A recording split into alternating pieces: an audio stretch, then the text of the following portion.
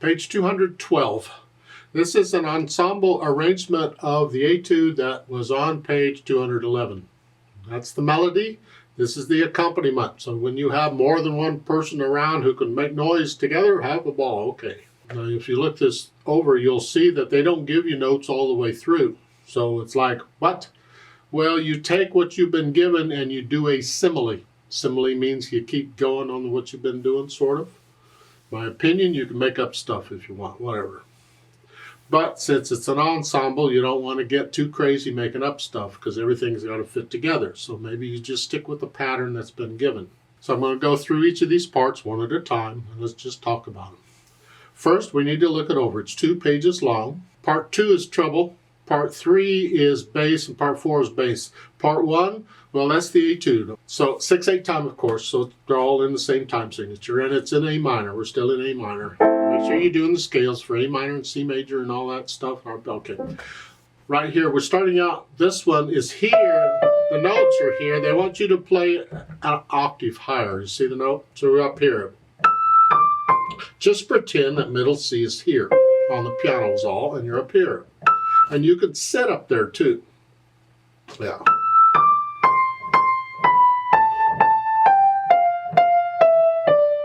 And you see the names of the chords above it? That comes in handy. We're starting out in A minor. Well, that's a 1 chord in A minor.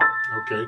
These aren't really chords, but you're sort of in that position. And then you come down to D minor position. And then we're going to go up to G position. And then C position.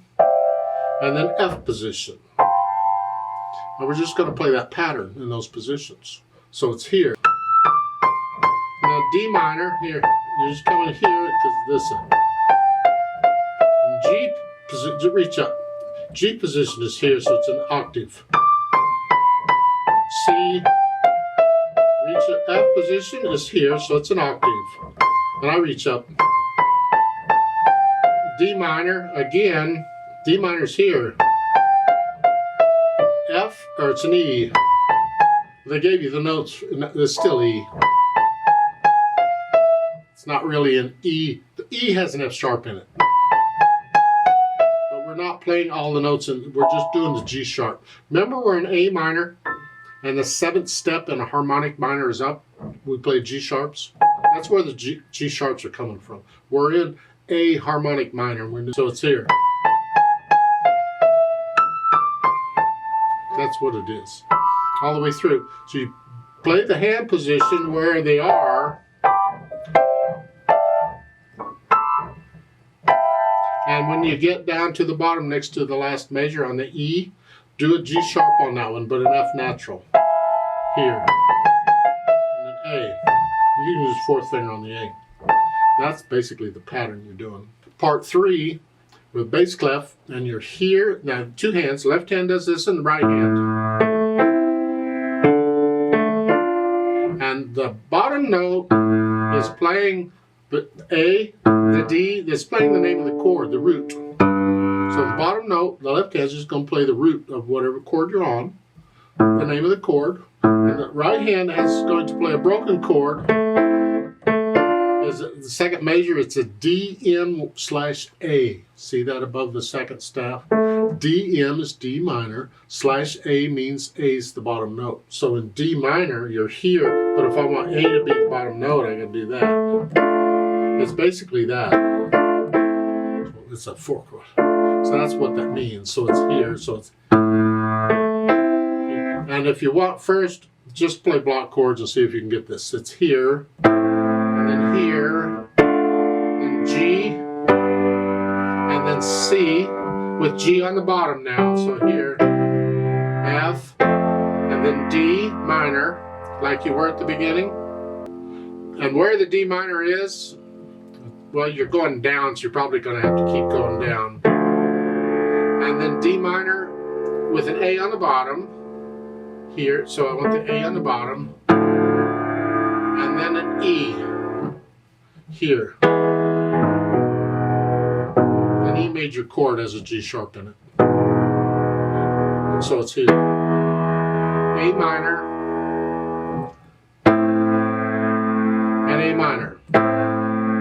Now where you're playing it, again, it depends on the other parts and where they are.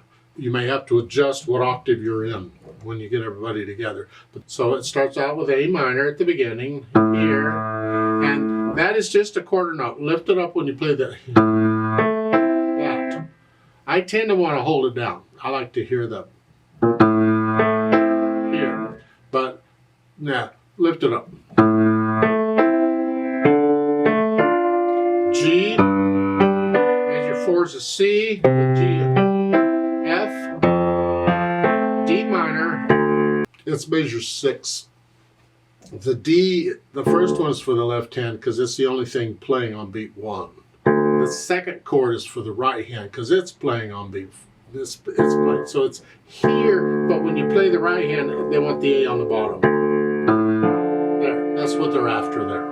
So don't get too confused. We'll save confusing for later. And then E, and A minor.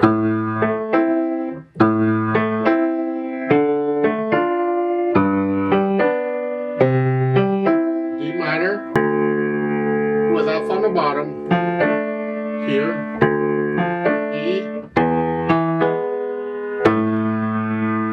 Isn't that just delightful? The point is you're just playing the chords, and for the right hand they're telling you sometimes which note or which inversion of the chord they want. Part 4 is you're just playing the octaves. You're playing the name of the note, the name of the chord, excuse me, A.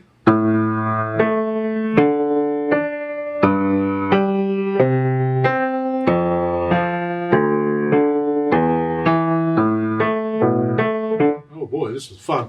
Can, if you want, play that with one hand.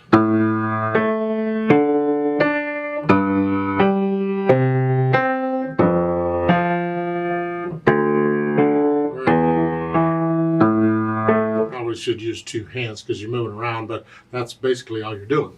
However, there's a note under the staff at the bottom. Staffs say both hands are an octave lower. So you just pretend middle C goes down here. Instead of here, you're down here.